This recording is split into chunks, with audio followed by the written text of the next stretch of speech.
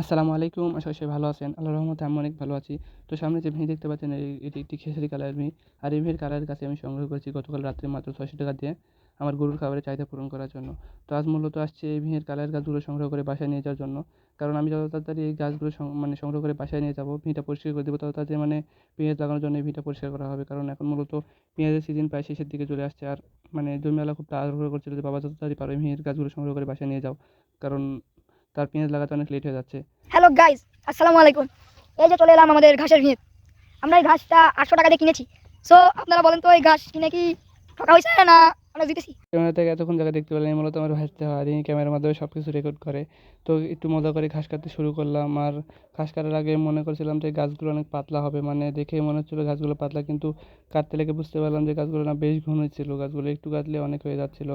তো মূলত এখন শীতের সময়ে ঘাসের বৃদ্ধি অনেক কম হয়, আর আমার জমির ঘাসের বৃদ্ধি অনেক কম হয়েছে। এর কারণে আমার খামারে ঘাসের এই সংকট দেখা দিয়েছে। আর আমি এখন বর্তমানে গরুর খাবারের জন্য পরোক্ষভাবে খড়ের উপর নির্ভরশীল হয়ে আছি। আর এই সময়ে এসে আমি এরকম কাঁচা ঘাসের উৎস খুঁজে পাবো, এরকমটা আমি ভাবিনি। তো ঘাস কাটতে কাটতে দেখতে পাচ্ছেন, একটু ঘাস কেটে প্রায় ২ বোঝার মতো হয়ে গেছিলো। এই সময় ফোনে চার্জ শেষ হয়ে যাওয়ার কারণে আমি আর ভিডিও রেকর্ড করতে পারিনি। মূলত তখন আমি ৭-৮ বস্তার মতো ঘাস কেটে বাসায় নিয়ে গেছিলাম। কারণ এই ভি থেকে অনেক দূরে রাস্তা হওয়ার কারণে এই ভেঙে মূলত ভ্যান বা গাড়ি আসতে পারে না। তো এখান থেকে বস্তায় লোড করে দূরে আরকি রাস্তায় নিয়ে যেয়ে ওখান থেকে লোড দিয়ে আমার বাসায় নিয়ে যাওয়া লাগে। দুপুরে একাই আসছিলাম, এর কারণে ভিডিও ঠিকমতো করতে পারিনি। তো আমি দুপুরে খাওয়া-দাওয়া করে তাড়াহুড়ো করে চলে আসছিলাম ঘাস কাটতে। একটু পরে জাজও আসছিল। তো দেখতে পাচ্ছেন এখন বেলা প্রায় ৩টা থেকে ৩:৩০ হবে, আর এতখানি ঘাস কাটা আমাদের হয়ে গেছে। তো ঘাস কাটছিলাম, এর মাঝে, মাঝে আমি আরকি একটু করে ভিডিও রেকর্ড করছিলাম আপনাদের দেখানোর জন্য।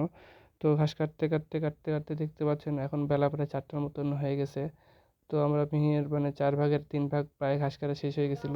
তো একটু পরে আমি বস্তা বাঁধা শুরু করছিলাম, কারণ বেলা প্রায় শেষের দিকে চলে আসছে। আর এখন শীতের দিনে ছোটো বেলা হওয়ার কারণেই অল্পতেই সন্ধ্যা নেমে আসে। তো ঘাস কাটতে বস্তা বাঁধতে দেখতে পাচ্ছেন ফেরদৌস মামা আমাদের মাঝে চলে আসছিল ঘাসগুলো বয়ে বাসায় নিয়ে যাওয়ার জন্য। তো তো এখন আমরা ঘাসগুলো বয়ে রাস্তায় নিয়ে যাবো। ভ্যান অনেকখানি দূরে বলতে পারেন।